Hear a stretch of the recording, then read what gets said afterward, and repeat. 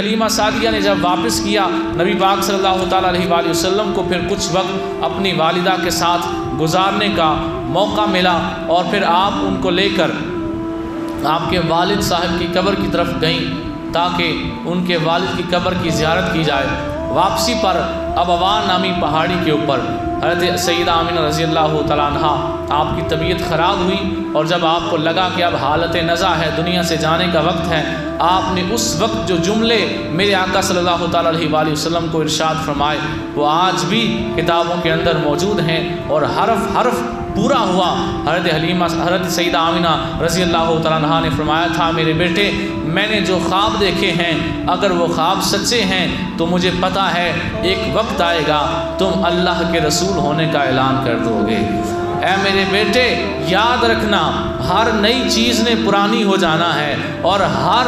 زندہ نے فنا ہو جانا ہے، ہر ایک کو موت آنی ہے، مجھے بھی آ رہی ہے، میں بھی دنیا سے جا رہی ہوں، لیکن یاد رکھنا میں نے مر کے بھی نہیں مرنا، اس لیے کہ میں دنیا میں تیرے جیسا بیٹا چھوڑ کے جا رہی ہوں۔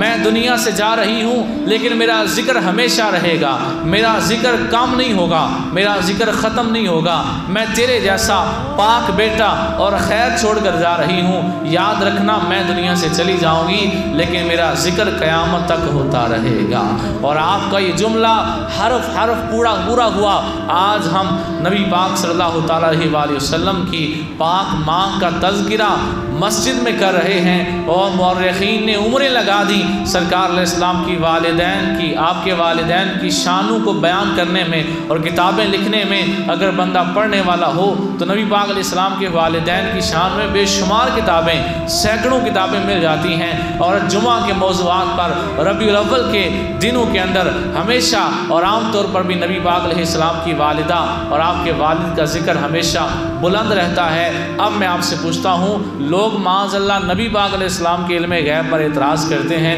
کہ سرکار کو علم غیب نہیں تھا۔ میں کہتا ہوں سیدہ آمنہ نے جو دنیا سے جاتے وقت جو جملہ ارشاد فرمایا تھا وہ بھی حرف حرف پورا ہوا ہے۔ حضرت آمنہ تو نبی نہیں تھیں، ان کو اللہ نے اتنا علم عطا فرمایا، پھر میرے نبی کی شان کا عالم کیا ہوگا، پھر ان کی شان کتنی بلند ہوگی۔